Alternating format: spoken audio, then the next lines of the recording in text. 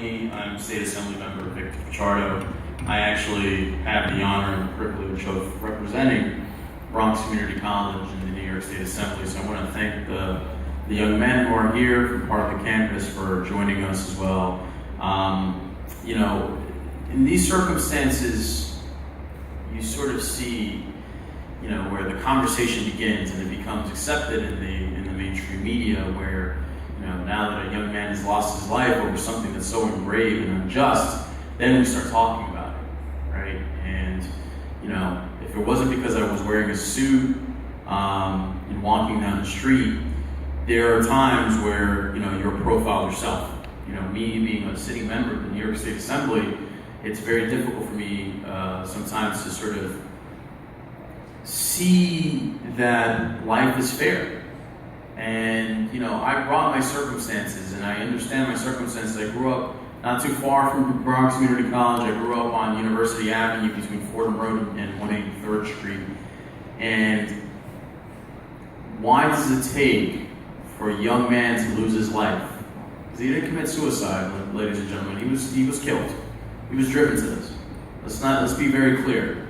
It was a system that was stacked against him. It was a system that was set up to make him fail. And ultimately, he lost his life. And eventually, you know, the MSNBCs and the CNNs and the Fox News of the world, they'll move on to the next story. But that family will retain that pain.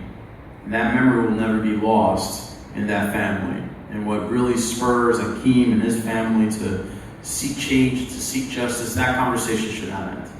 As Carmen alluded to, myself, my colleagues, I understand that Assemblymember Michael Blake, who's been spearheading this issue in our House in the Assembly, should be joining us very soon to talk about the detail of it. But we have passed a bill that does a lot of things. And I think I want to point something before I continue that this young man said, that we shouldn't allow other individuals to make decisions for us. And I will be absolutely unequivocal with this. Unless you vote, people don't care. If you have, you know, I always make this analogy. If one individual shows up to any elected official's office and says, this is a problem, we got to solve this, they'll have three responses to it. Either they'll say, yes, this is a problem, we need to take care of it immediately, and directs the staff or her staff to look into the situation. Another elected official will give lip service and say, okay, we'll take care of it, and put that on the bottom of the file. And the third response will be, I don't want to see this person ever again.